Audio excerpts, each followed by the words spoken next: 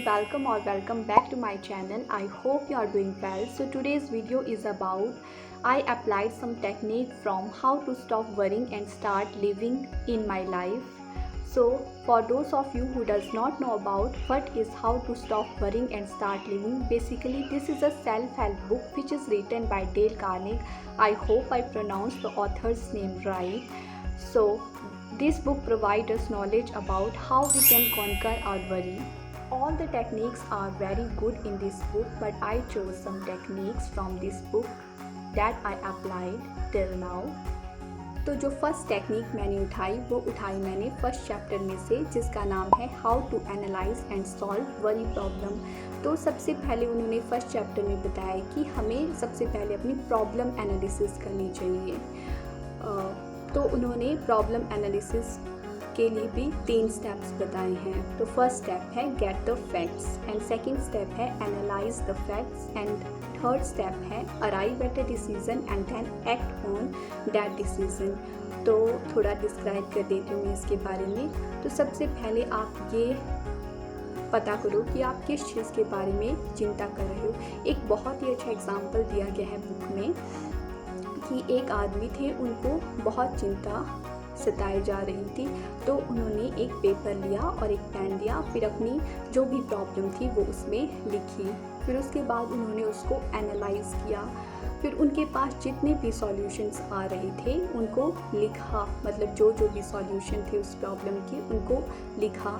फिर जो भी उन्हें सबसे सुटेबल सॉल्यूशन लगा उस प्रॉब्लम का, फिर वो उन्होंने चूज़ किया। फिर एक बार उन्होंने डिसीज़न ले लिया उस सॉल्यूशन का कि वो सॉल्यूशन ठीक है, तो फिर उन्होंने उस पर काम करना शुरू कर दिया।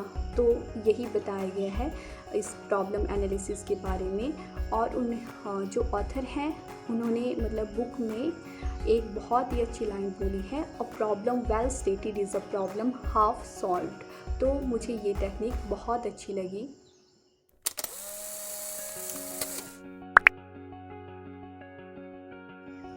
Is this technique helpful? In my opinion, yes. This technique is very helpful for me. क्योंकि जब भी मुझे कोई प्रॉब्लम आई है तो मैं इस टेक्निक को यूज़ करती हूँ और इसने मुझे काफ़ी हद तक हेल्प करी है। So big thumbs up for this. तो जो सेकंड टेक्निक है वो उठाई मैंने 4th चैप्टर में से, जिसका नाम है live in day night apartment. तो इस चैप्टर में उन्होंने एक बहुत ही अच्छी बुक लिखी हुई है, our main business is not to see what lies dimly at a distance but to do what lies clearly at a hand. उन्होंने बोला है कि हमें हमेशा अपने प्रेजेंट पे फोकस करना चाहिए। हम पास्ट की बातों को याद कर के दुखी होते रहते हैं। और उन्होंने एक फ्यूचर के लिए बहुत ही अच्छी लाइन बोली, the best possible way to prepare for tomorrow is to concentrate with all your intelligence, all your enthusiasm on doing today's work superbly today.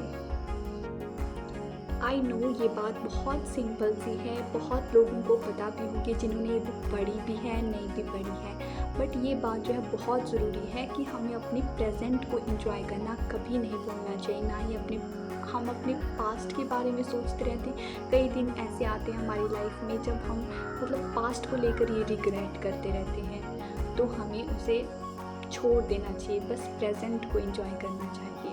कई दिन ऐसे भी आते हैं जब हम अपने फ्यूचर के बारे में सोचते रहते हैं कि हम फ्यूचर में ये करेंगे या नहीं करेंगे, बट जब आज हम अच्छे से जी पाएंगे, आज का दिन हम अच्छे से मतलब स्पेंड कर पाएंगे, अपने मतलब फोकस कर पाएंगे अपने प्रेजेंट पे, तभी तो हम अपना फ्यूचर भी बना पाएंगे। अगर हमारा फोकस आज पे ही नहीं होगा तो हमारा फ्यूचर पे भी कैसे फोकस होगा।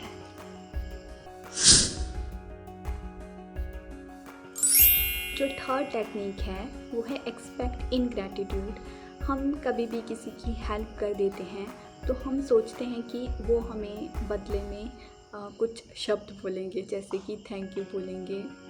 तो कई बार वो हमें थैंक यू नहीं बोलते हैं, तो हम इसके लिए कई बार मतलब बोलते तो उनको कुछ है नहीं, पर एक बार मन ही मन में बुरा लग जाता है कि हमने इनकी हेल्प की और इन्होंने हमें इवन थैंक यू तक नहीं बोला।